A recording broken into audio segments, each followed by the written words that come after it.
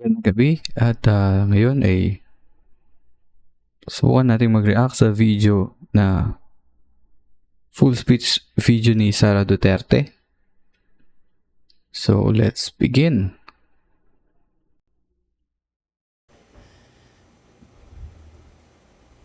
Okay na? Yan ang kayo? Assalamualaikum, madayaw, maayong adlaw, kaninyong tanan. Magandang araw sa inyo lahat. Ang edukasyon, ang sandigan ng bawat nangangarap. Okay. Maganda yung suot niya ngayon. Education is the key to success, not only of individual aspirations, but of an entire nation. As we commence preparations to embark on a new school year, we also take time to assess where we are from where we started. Tandang-tanda ko pa nung ako'y unang manungkulan bilang kalihim ng edukasyon sa gitna ng pangkaraniwang kaalaman natin ukol sa sitwasyon ng basic education sa ating bansa. Gumugol din ako ng oras upang marinig mismo mula sa bibig ng ating mga guro, ng mga mag-aaral, at mga magulang kung ano nga ba ang iba't ibang pagsubok na pinagdadaanan nila. Dito, kung mapapansin natin, napaka sincero ng ating Vice Presidente. So, sa kanyang speech. So, pagpatuloy natin. Araw-araw. Ang mga narinig ko ay sari-saring kwento ng katatagan, pagmamahal sa napiling bukasyon, at pagsisikap upang makamit ang mga munting pangarap. Ang matatag agenda is not a mere campaign. Rather, it encapsulates and defines what Philippine education, along with its approximately 28 million learners and almost 1 million teachers, already embodies. It is resilient.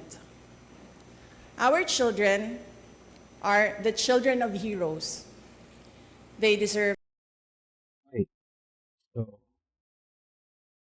Tuloy natin. no less than an education system that can fully unleash true potential and effectively mold them into vital contributors for nation building.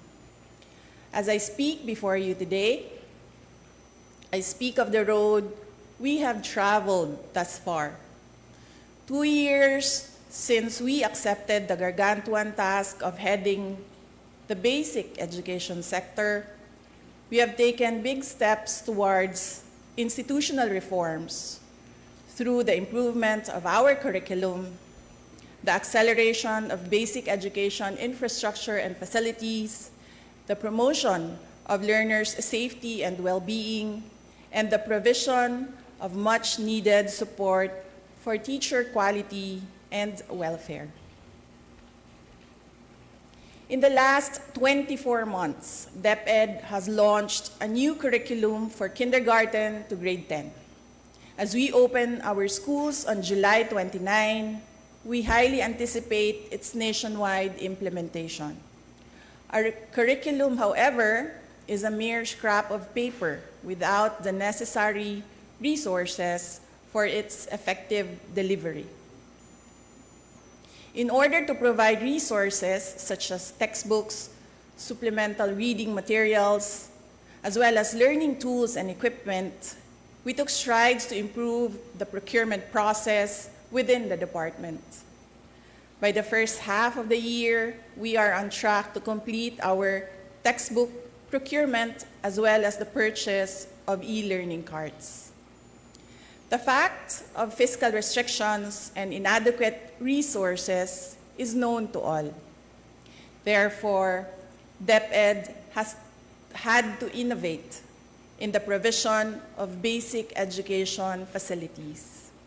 Alongside building new classrooms, we tapped into digital infrastructure in order to address the congestion and avoid learning disruptions during times of calamity.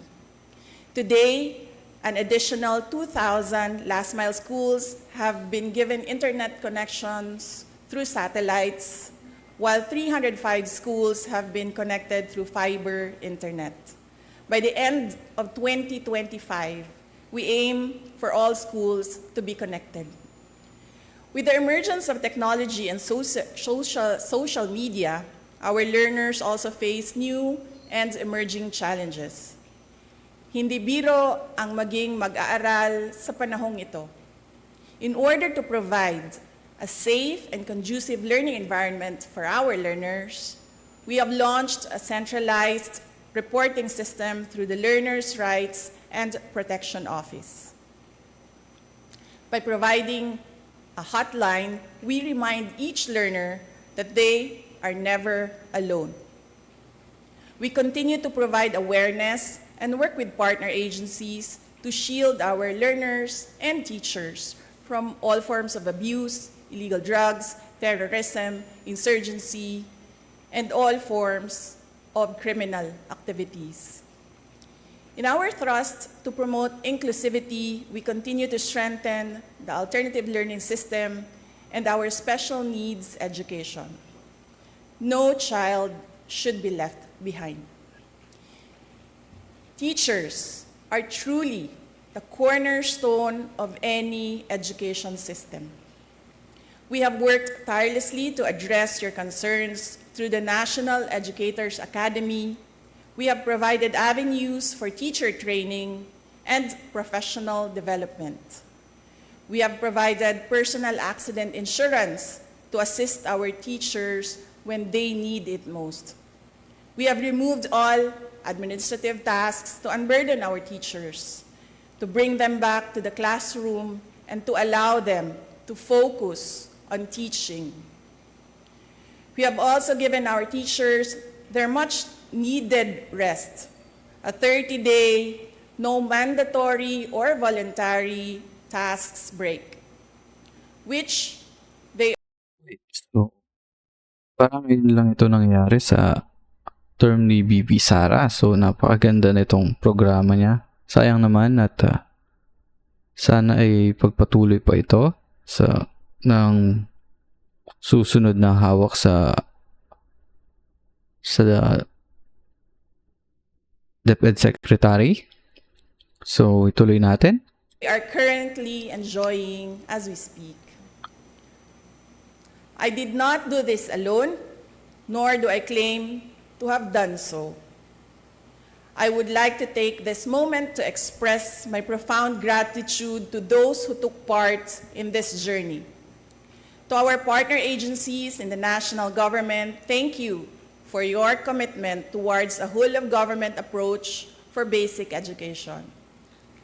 To our local government units, thank you for keeping education and the youth as priority projects year in and year out. To our private sector partners, whether foreign or domestic, thank you for your resolve as education champions. To my DepEd family, Execom, Mancom, Central, Regional, Division, and school officials, teachers, and non-teaching personnel, thank you for your unwavering support, hard work, and dedication to serve the Filipino people. Mabuhay kayo.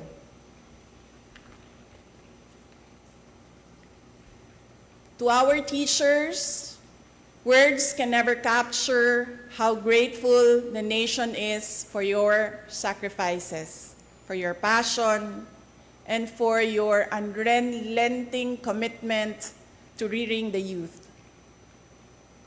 Salamat sa suporta, salamat sa pagiging matatag. The nation will forever be in your debts. Sa 2 taon nating pagsasama, ang kwentong nabuo natin ay kwento ng kapit-bisig na pagtaguyod sa adhikaing maitatag ang isang bansang makabata at batang makabansa. Ngunit anumang kwento, kahit gaano kaganda, ay sadyang nagtatapos rin. Earlier today, June 19, 2024, I sought an audience with the President and tendered my resignation as the Secretary of Education effective July 19, 2024. I have given my 30-day notice to ensure the proper and orderly transition for the benefit of the next Secretary. Mga kababayan, ang aking pagbibitiw ay hindi lulan ng kahinaan, kundi dala ng tunay na malasakit para sa ating mga guro at kabataang Pilipino. Bagamat hindi ako magpapatuloy na mamamahala sa kagawaran, patuloy pa rin nating itataguyod ang kalidad ng edukasyon na nararapat para sa Pilipino. Hindi man ako ang tumatayong kalihim ng edukasyon, mananatili akong isang ina na nagmamatyag at titindig para sa kapakanan ng bawat guro at bawat mag-aaral sa Pilipinas. Para sa isang matatag na Pilipinas. Mga kababayan, lahat ng ating ginagawa ay para sa Diyos, sa bayan, at bawat pamilyang Pilipino. Syukuran.